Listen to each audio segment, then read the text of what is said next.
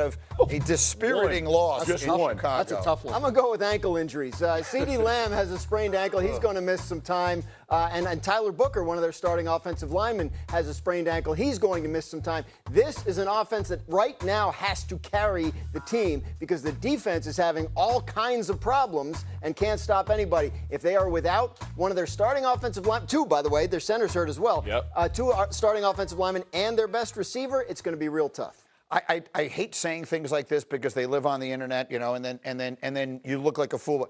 They look done. I mean, their defense is so bad that they need that offense to be unstoppable. If they're going to be without CeeDee Lamb, Jerry Jones was talking about him going on IR, which would mean he's out for 4 games. Like, there's no way they can overcome the margin for error. Even with CeeDee Lamb is so slim. That's what I mean. It's a tip ball. It's a sack fumble. It's an overthrow. It's a 64-yard field goal. Yeah. Exactly. It's all of those things, and now you lose the most explosive guy on your offense.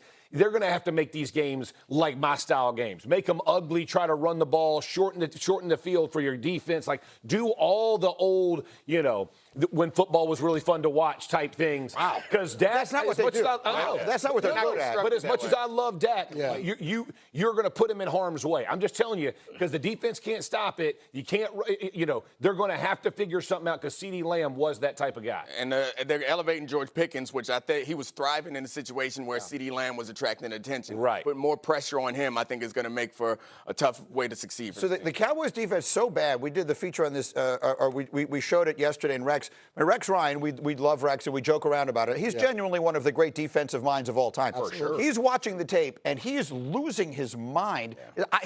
Rex is saying, I don't know what coverage they're in. Like, I don't know what they think they're doing, and they don't know what they think they're doing. Rex Ryan is the son of one of the greatest coaches. He's been around football since he was born. He's seen all the coverages. Look how open these people are. I agree with him. When you watch these plays, there are people, that red zone play where DJ gets the touchdown. Like, I don't know what you're trying to do. I don't even know who to blame. It almost looks like guys in the secondary are trying to get out of the screen. So when you watch the film, you're like, well, it got to be Jeff's fault because Neek's not in the screen, so it couldn't have been his fault. For people watching at home, not stopping the run either. And I heard Rex talk about it too, even before the game. Hearing Schottenheimer say we want to give Eberflus the game ball after, and then they go out there and perform that way on defense. It's just like, my goodness. He said that before the game. Yeah, during the week leading up, he was saying, like, you know, this is a revenge game for Eberflus and all that kind of stuff. And that's how they rose, and that's how they played for their I mean, that was a horrendous performance. Don't win one for the Gipper week 3, dog. We don't do that. They'll get healthier in the secondary, but that's not going to fix everything. They're going to have to start. They're going to have to start playing better. I'm scheming it better, covering better. It's a work in progress, but you'd like to see some. And they get Micah Parsons. The return, what did I say? The prodigal Parson this weekend. Only you said that. What did they say? I'm not proud of it. What did they Micah Parsons. He said, what did they say? What did they say? Oh, I mean me. What do I say? A lot of people saying Parson. I wrote it in an Uber at 5:30 this morning. A lot of people will start saying it now that they heard you say it. It seemed clever in the moment. 100% of the shots. All right, let's do one of our favorite features, and let's say it carefully. It's called Zero Fox Given. Yeah, let's do it. Dominique has a couple of things that have caught his attention. Isaac Tesla. Is white chest hair considered taco meat? He gives 0 Fox about this scoreboard. These kids are ridiculous. Let me see his birth certificate. They gave 0 Fox about decorum. What happened to the old days where you sneak into a motel? Here we go. No one has cooler segments than Dominique Foxworth does. 0 Fox Given. All right, so we're going to start off with Jacorian Bennett, the cornerback who's going to get a lot of attention opposite Mitchell. But look at this, how smart this play is. Boom! He made the block. So we're all celebrating Jordan Davis. Corey Harris gives 0 Fox about the ball. He wants to get his man a touchdown. See this play? He's smart. You the block. Am I going to try to get the ball? No. Get out of here. See that? Read it up for the big man, and then we can appreciate all that speed speed. Look at that. 18 miles per hour, I think he Great rolling. train. I mean, they do. Look at him breathing. They need to run a play. Hey, That gets him the ball somewhere. For real. Maybe next that's one. selfless. All right, Alameda Zacchaeus. He doesn't score the touchdown, but he does the celebration. Zero Fox about a proper celebration.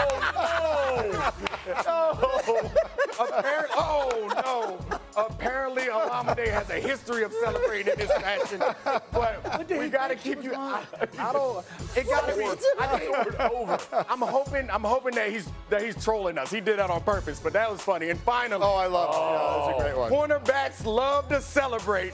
Aaron Glenn, Go get it. I don't care whether we win or not. We feel like we about to win now. We're going to celebrate. Give it to him, Aaron. Give it to him. Hold up.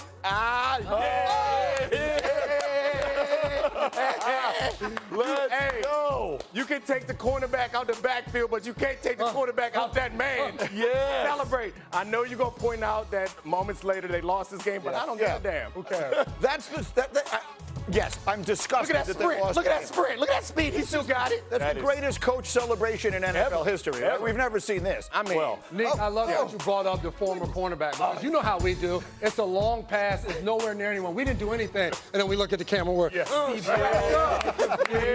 fly zone, baby. They didn't do anything. I love it. And you said it's the best coach celebration. I mean, given the history of coaches, we don't got much competition. That's what I'm saying. That's what I was about to say. Yeah, it's not a. Rex gonna compete with that? Yeah. No, sir. No move. That was an exceptional celebration. It was premature, though it may have been. It was exceptional. All right, coming up. The foot back to week 3. Jeff, I'm coming right back to you. What's your one big concern coming out of Green Bay's loss to Cleveland? Their offense got crushed. Their offensive line got crushed. The Browns flat out got after them. And let's not mix words. Green Bay hasn't run the ball well this season either, so there's no real answer. They put a lot on Jordan Love. Obviously, the interception hurt him, but he got hit a ton. And when you're talking about the Packers and pushing for the Super Bowl, they better learn how to run that rock to go play some of these teams in the NFC as the season progresses. J-Mac, are you concerned about the Packers after what a stubbing your toe kind of loss? I am, because you got to find ways to win games in different avenues. And you look at this game, it was a defensive game. I want my quarterback to understand the situation late in that game. We cannot have a costly turnover. And I know Grant Delpit in that defense, it was a fantastic play. But to get to where they want to go, your quarterback has to understand the type of day it's been and protect the football at all costs. Nick, you said you didn't want to make like a hokey sports radio kind of take, but you kind of have one on the Packers. It kind of was a good loss for the Packers. And I see Matt LaFleur at that microphone, and that's when I had the revelation that a head coach, they don't want to lose, but they love nothing more than a reason to come in there and rip some people. Yeah. And people are getting ripped on Monday morning. They're getting ripped on Wednesday, the first day of install, and it's going to address the attitude, because we all, after they had that blowout win week 1, we all were celebrating. Are they the best in the NFC? Right. They start, old linemen talk about going undefeated. Yeah. Whoa, He's in the team meeting room reading off quotes from different guys. Yeah. So-and-so said this, said that. You know, we used to call that grumpy bear. He's going to be a grumpy bear. All week he'll be a grumpy bear. Hey, the team that won last night's game is a reminder. That's the team they're trying to catch, Detroit. And Detroit's not going to lose a game like that. All right, let's move on to another contender here. A lot of people with high hopes for the Broncos coming into this season. They're 1-2. Dominique, what is your one big concern for Denver right now? Yeah, it's Bo Nix's accuracy, and it's clear what Sean Payton believes is like, we're going to throw short screen passes in explosive plays, and they had the opportunity to win this game. There are a number of explosive plays that Bo Nix misses. Like, Sean Payton does not want him to intermediate pass his way down the field. He's like, all right, we're going to get out of your hands quick, but when you get a chance to kill the defense, you got to make them pay. Every one of those is like 6 inches off, right? I mean, it's just that close. Is that a good thing or a bad thing? It's a terrible thing when you lose. I get it, but I mean, we saw Russell Wilson throwing the ball in the tunnel. I mean, these balls are so close. Well, I mean, they have different expectations than Russell Wilson and the Giants. That's going to be the difference. It's a game of inches. You ever heard that before, Greeny? Yeah, that's an example. They say it all the time, and those inches cost them there. They're like, they should be 3-0. That's the one They should have won both games they lost. And you look at that, the Colts game, they had an opportunity, a penalty on a field goal. Yeah. A penalty on the offensive side of the ball. So, like, those type of things. But to Nick's point, when you dial up a shot and it's there and the guy's wide open, You gotta connect repeatedly. You could tell because they were calling these on 3rd and shorts and 4th and shorts. So Sean strategic. Payton is like, we got to score on a big play. You can tell that the faith in the offense isn't there. And when you have these opportunities, these are strategic. Those are the plays where he's like, we're going to win the game right now. It's designed that way. Right now. Yeah. This is your chance to win the game. It's a low-pressure situation. It's not 4th down in the red zone with 3 seconds left. It's earlier in the game. You got to hit those shots. All right, let's do one more team here. Graziano, what is your one big concern for the Cowboys coming out?